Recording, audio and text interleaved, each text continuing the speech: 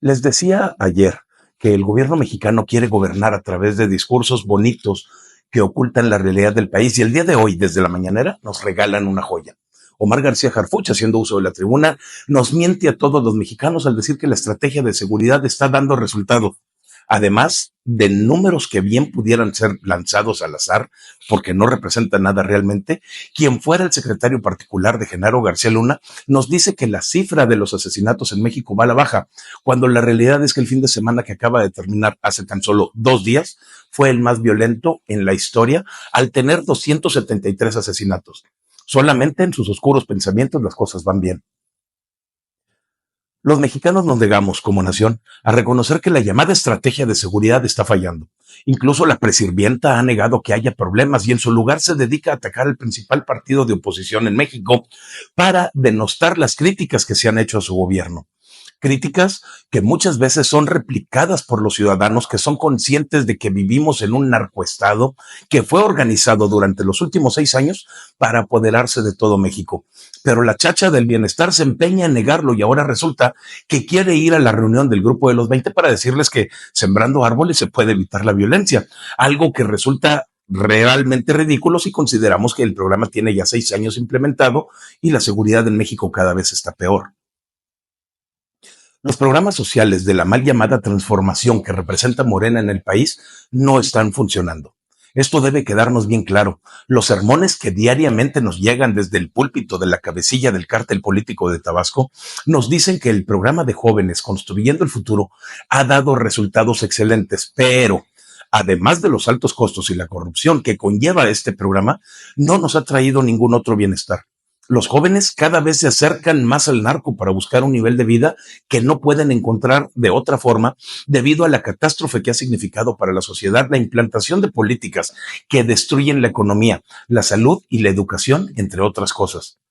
La ineficiencia de los gobernantes para crear el bienestar que tanto cacarean ya nos está afectando a nivel internacional. México le resulta ya muy incómodo a Canadá y Estados Unidos, quienes son sus principales socios comerciales, e incluso ya se discute públicamente sacar al país del Tratado de Libre Comercio del que hoy gozamos. Sin embargo, nuestros políticos, en lugar de asegurarse de que el país pueda comerciar con estos dos países, de los que depende al menos el 35% de nuestro Producto Interno Bruto, se quieren poner el tú por tú con los gobernantes de estos países, con los cuales claramente perderemos en una guerra comercial, porque no estamos preparados para resistir una debacle de ese tamaño. En el año 2026 el tratado debe ser revisado y a mí me preocupa mucho que los indicios que nos ha dado el nuevo gobierno mexicano es de rechazar lo que hoy representa los ingresos de casi la mitad de los mexicanos en el país para cumplir con una narrativa comunistoide que solamente beneficia a los políticos del partido oficialista. Siendo realistas, si a México lo sacan del Tratado de Libre Comercio, el país se va a la quiebra. La crisis social aumentaría y el dinero no alcanzaría para cubrir los programas sociales a los que los gobernantes afirman que tenemos derecho nomás por ser mexicanos, es decir, per se, sin necesidad de trabajar ni ofrecer nada a cambio. Petróleos Mexicanos está en la quiebra, Comisión Federal de Electricidad pierde dinero constantemente a pesar del dinero que le damos de nuestros impuestos. Y el gobierno mexicano no tienen nada que vender, ni siquiera credibilidad a nivel internacional para pedir más dinero prestado, que en todo caso sería el último clavo de un ataúd que los mexicanos nos hemos estado construyendo a la medida.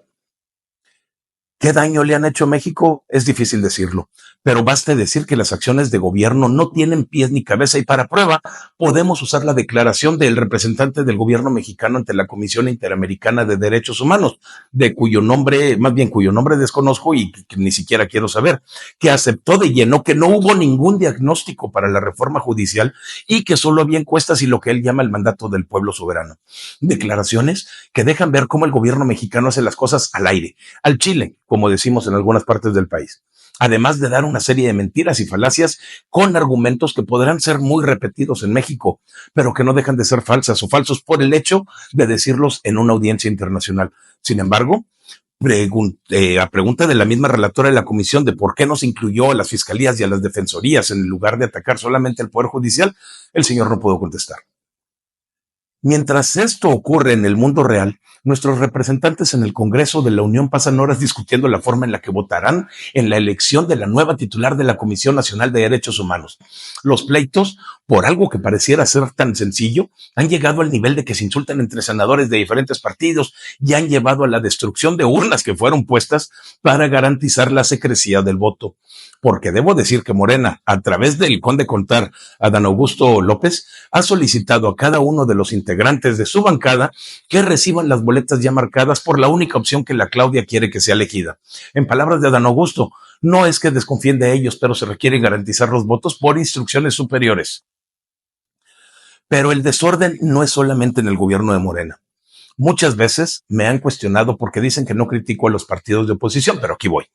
Ricardo Anaya, el ex candidato presidencial del PAN y destructor de los últimos vestigios decentes que tenía ese partido antes del 2018, ha decidido apoyar la reforma constitucional propuesta por Morena para fortalecer, según ellos, a la Secretaría de Seguridad Pública Federal que hoy maneja Omar García Harfuch. Algo que llama la atención porque esta reforma propuesta va en contra de todo lo que el Partido Acción Nacional dice proteger, la privacidad de los ciudadanos. Con las modificaciones propuestas, el gobierno podrá tener acceso a la información de todas las personas, de todas las dependencias, de todas partes del país, sin necesidad de pasar por un juez para obtenerla. Eso incluye información, documentación, datos e imágenes, algo que realmente es preocupante. Llama mucho la atención que Ricardo Anaya se haya manifestado a favor de esta reforma porque da la impresión de que vino a México solamente a obtener su fuero y a pedir, casi creo que a suplicar, que no se ejerciera la orden de captura que había en su contra. No encuentro otra razón para que haya podido entrar al país casi 6 días antes de tomar posesión como senador plurinominal y que no fuera arrestado. Tampoco puedo justificar de otra forma que haya sido él precisamente quien convenció a los senadores panistas de votar por el imbañable Gerardo Fernández Noroña para presidente del Senado y que esté apoyando abiertamente las palabras vacías y dañinas que repiten sin cansar desde el oficialismo, olvidando que él está en ese puesto para cumplir la misión que le dieron sus votantes. Así como también la olvidó la senadora Cintia López Castro, quien hasta hace 3 o 4 semanas estaba en el PRI y juraba que lo peor que le había pasado a México era Morena. La señora llegó al puesto del que hoy vive y goza con los votos de los ciudadanos que creyeron en ella y que le pidieron que cumpliera con lo prometido. Sin embargo, ella ha decidido que eso ya no la convence y ahora forma parte de Morena. No importa cómo lo quieran ver, esto es una verdadera traición a la población. No solamente de ella, sino del partido que la auspició y la abrazó para darle una candidatura y que seguramente también la puso ahí por intereses de los líderes, ignorando los deseos de la población, como tradicionalmente ocurre en los partidos que hoy se dicen oposición. Con todo esto que está pasando, no podemos olvidar las palabras de Ronald Reagan cuando dijo que en casi todo el mundo las constituciones son documentos que le dicen al pueblo cuáles son sus privilegios, pero la realidad es que la Constitución es el manual que la gente le da al gobierno para que sepa cuáles son sus atribuciones. Y así ocurre en México, al menos así debiera ser. El pueblo mexicano le decimos al gobierno lo que tiene permitido hacer y no al revés. Por eso me preocupa que desde el gobierno se estén promoviendo reformas que afectan a nuestros derechos, pero me preocupa más que los mexicanos estén dispuestos a cederlos a un grupo de impresentables que no han logrado nada para mejorar a México, sino que lo han destruido. Nos vemos mañana en el siguiente video.